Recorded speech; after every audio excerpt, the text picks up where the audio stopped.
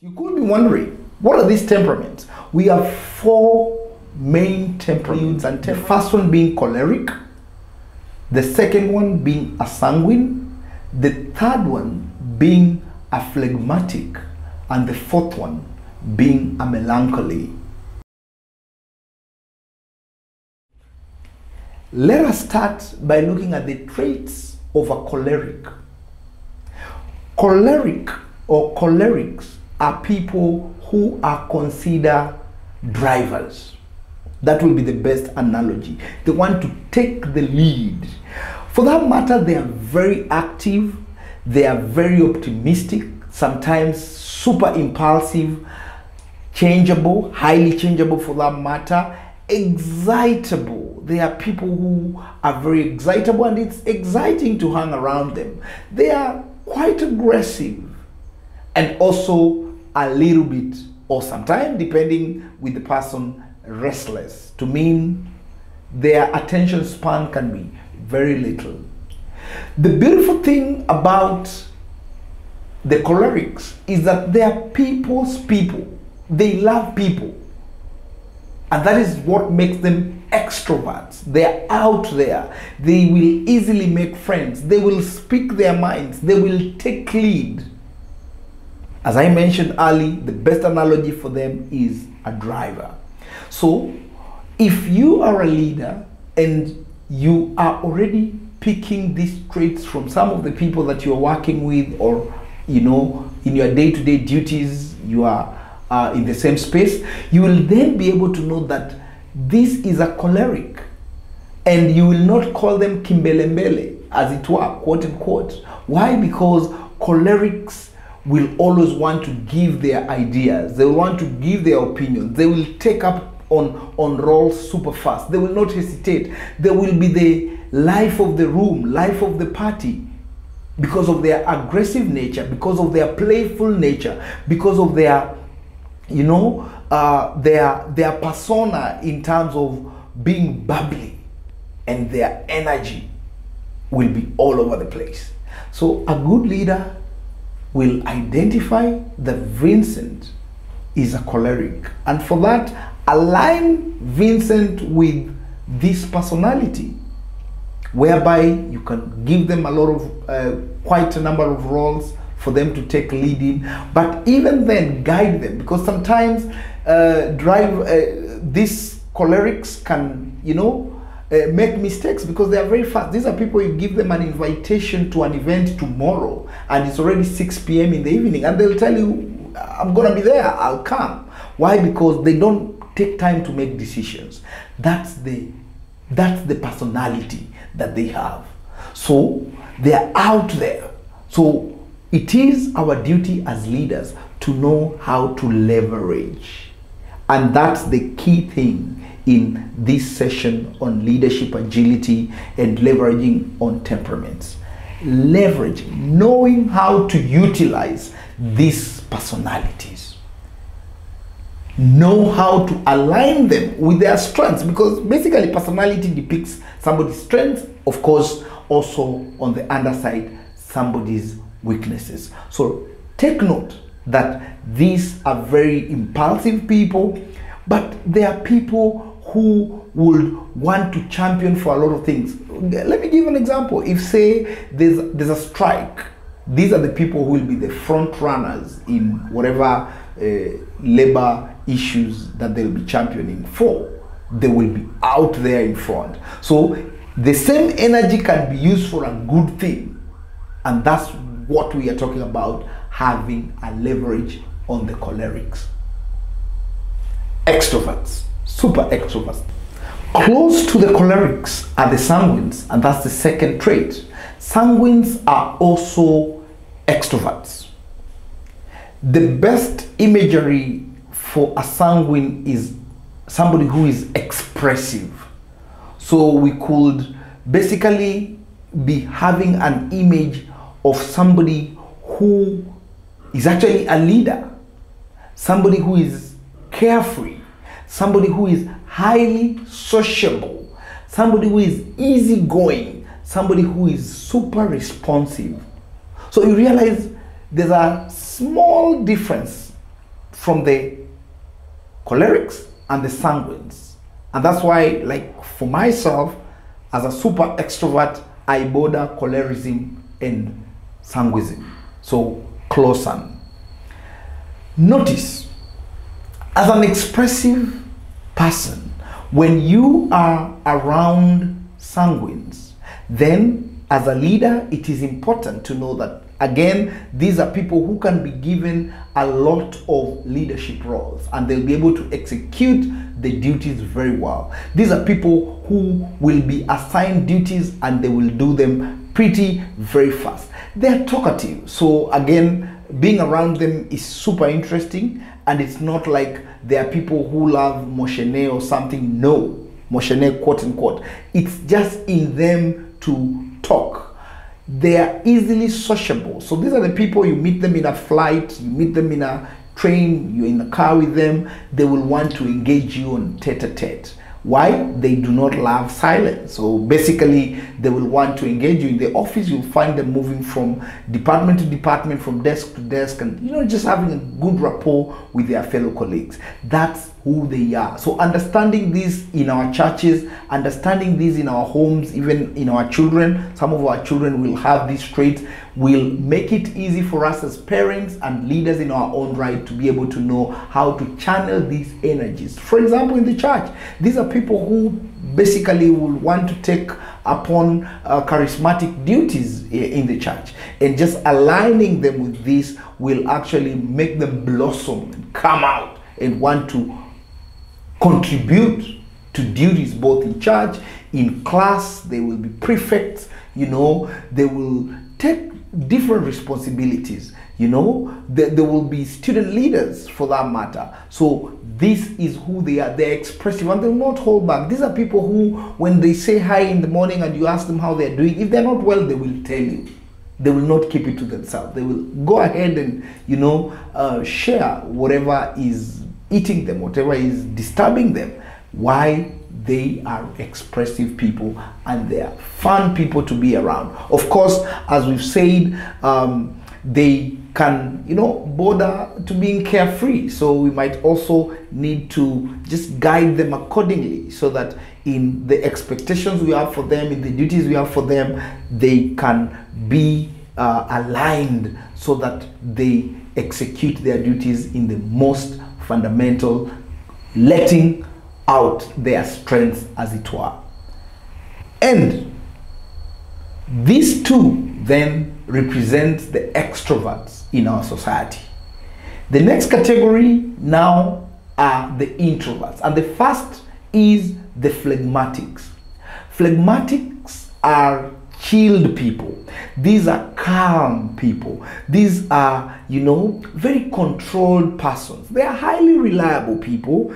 Of course, very careful in what they do. They are thoughtful, and of course, they come through as passive people. Why? Because they are introverts. It's the first set of introverts, phlegmatics.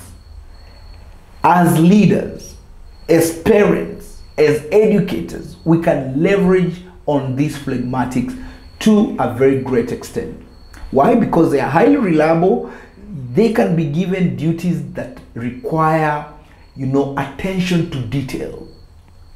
A choleric and a sanguine might not take note of details, but a phlegmatic will be very keen on details. Numbers, planning. When you have roles that involve planning, phlegmatics are the best people to be engaged because they are keen. They will dot all the I's and cross all the T's in a very immaculate manner. You give them a speech, they'll go through it and will be able to pick on mistakes that before maybe you will not have noted those errors being there.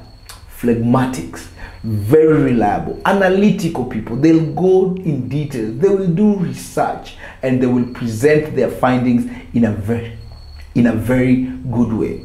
They are peaceful people. So they are people who, even if you brush them wrongly, they will easily apologize. They are not abrasive as the cholerics and the sanguines. So they will choose peace. They will choose calmness. They will choose having, that level of understanding being there. They will apologize even if they have not done a mistake. Something you cannot see from the cholerics or the sanguines. So it is important that we understand them so that we can leverage on their strengths, and also, of course, not to take advantage of them, because sometimes people want to take advantage of their calm demeanor. People want to take advantage of the fact that they are peaceful people and they do not like controversies. Don't do that, because once they realize you are crossing that line, again, they can shut you off. They love their own space. They love their own peace. So when you realize maybe they are not out there mingling as maybe the expressives and the drivers, understand them. When they are in their own space, it doesn't mean that they are bored. I mean, these are people you'll find them with, hard copies of books reading. Why? Their personality allows them to be like that. As leaders, our role is to get in and align them accordingly to leverage on their strengths as phlegmatics. The last set on our temperaments are the melancholies. Melancholies. Just like the phlegmatics, melancholies are also shy people. They are introverts as well. They love their own space. So it's the second group of introverts. Now, when we look at melancholies, they are quiet. They are sometimes unsociable. They'll keep to themselves. They are highly reserved people. Very reserved. Sometimes you might feel like they are pessimistic in the way they look at things, and cheering them up can take time. And cholerics like myself will wonder, what's your problem? It's not like they have a problem. No, that's just who they are. In fact, they come through as rigid. There are people who, before they accept an idea, they will really have done a lot of analysis into it. So there's that element of rigidity that they actually come with. Sometimes, again, they appear moody. They appear moody, they are anxious, and you really need to be keen on them to get them into the vibe. Why? They are very calculating as well. So if you do not understand that person A, person B, or colleague A, colleague B is a melancholic, you might think that they're just boring people. And yet they are not. That's the reality. They are people who will take time to establish friendships. They will take time to trust. But when they do, these are the best people. You realize that even in marriages, melancholies will tend to have a very low divorce rate, because when they sign up for something, they sign up for it for the long haul. If they are church members, they will not think of hopping from one church to the other. They are sold. It takes long to sell to them, but once they become loyal clients, you can be assured the customer value for them will really be very high, because these are the return clients who will keep coming to embrace your brand again and again. Very good patronizers of brands. But before you sell to them, it takes time. They will ask questions. You'll give them the brochure. They will want to look at all the details, because they are detail oriented, more or less like the phlegmatics, but for them it's even deeper. As I've noted, these are people who will also keep to themselves. People will feel like they are unsociable, but no, they take time to trust. They take time to open up. So you have to be patient when dealing with them, so that you do not brandish them off and yet They are very great assets to have around in a church, in an organization, in a business. These turn out to be some of the most productive staff members that we can have. And that is the whole reason why, as leaders, then, we need to understand that Vincent behaves like this. Oh, he's a choleric. Judy behaves like this. She is a melancholy. And that understanding of these different personas is what then helps us as leaders to know exactly how to align all of these people into the central goal, the central focus on what needs to be done. If it's a project, if it's a campaign, then we will know whom to assign to do what. So melancholies, as I've said, of course, are great people once we understand who they are, courtesy of the temperaments that they bring with them, because that's how they perceive their environment. That's how they perceive their interactions, even with other people. So it's imperative for this understanding, cutting across the two extrovert personalities, the choleric and the sanguines, then the two introvert personalities, the phlegmatics and the melancholies. Understanding is key, because this then builds into the emotional intelligence, the EQ that we'll have as leaders to know how to relate with them. But of course, this advises us, first of all, as people, as leaders in our own right, to also know our personalities so that we can understand other people that we are working alongside with. And that's where the power lies. That will then be able to determine how we will leverage on this.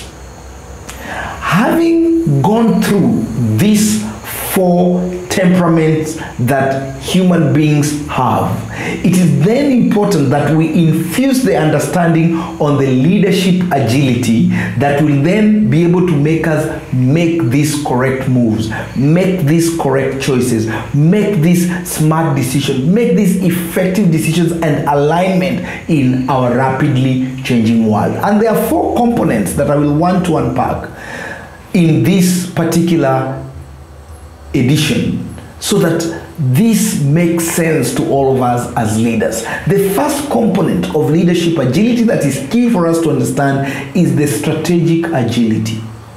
Once we've known how people are behaving according to their temperament, then we become strategic in how we align them, and that is where the power lies. Because in every of these personas, you will know I will put this, or I will assign this duty to this particular colleague. I will be able to assign this other role to this other colleague depending on these particular temperaments that they are showing. And that is strategic, because we are reminded, before you cut a tree, take time to sharpen the blade. Once you've sharpened the blade, you will come there and very fast the tree will fall. That is what strategic agility does. You're not just, shooting the arrows, then you aim. No, you aim first, then you release the arrow, and it will be super targeted to where you want it to hit. Bullseye. In hitting the bullseye, we also need the second component in leadership agility, and that is operational agility, honored leaders.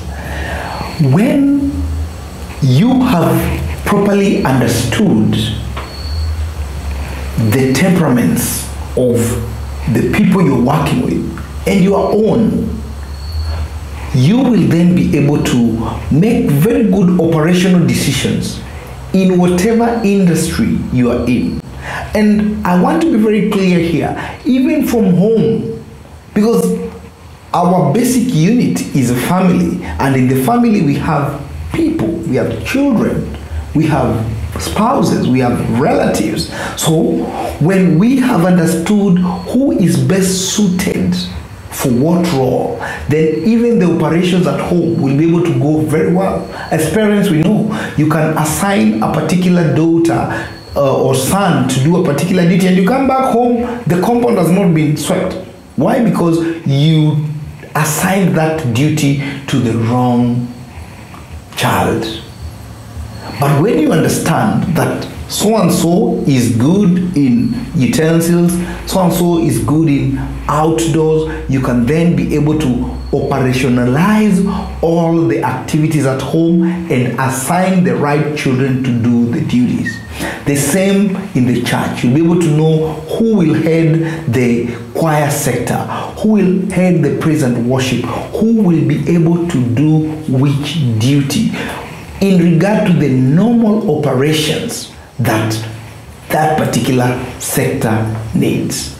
So the emotional intelligence will advise on these skills that then you will need to employ so that all the operations that you need to be undertaken will run well. The same way in our companies, you will know who will run accounts very well, who will be able to run, the management docket very well, who should lead the sales team, dependent with their personalities. You cannot put a melancholy to head a sales campaign. They might write the campaign, but you will need a choleric or a sanguine to lead that particular campaign out there in the people, do the road shows and all that. That is why operational agility is needed, so that we can fine-tune every other bit of our enterprises to suit the manpower, to suit the labor needs that then will be able to ensure our operations are running efficiently. You get that? Moving on to the third leadership agility alignment, and that is the learning agility. Learning agility, and it starts with us as the leaders. We have to constantly learn. He who does not learn does not grow. Learning is a constant. Adopting from the Kaizen principle that is used by Toyota, continuous improvement. So all these four personalities, they are not static.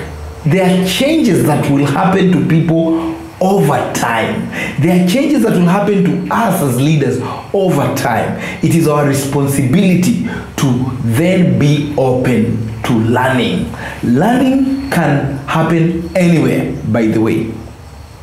From the least of people that we're interacting with to the highest of people that we consider around our circles, there is always something to learn from someone. That is where humility comes in as the three fundamentals of leadership, remember.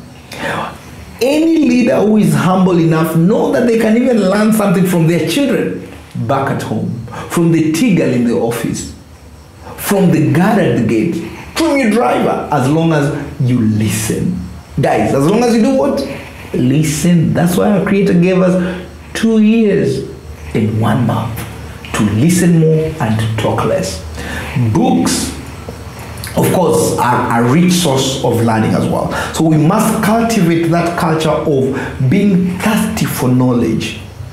Then we gather this knowledge and we action it, because knowledge becomes power when it is used. Information becomes power when it is used. But let us be cognizant of the fact that learning opportunities are everywhere. The story of Naaman in the Bible stands out for me as a leader in the army. If he didn't have the learning agility, he would not have listened to the wife when the wife told him that their slave girl had mentioned of a prophet in Israel who could cure his leprosy.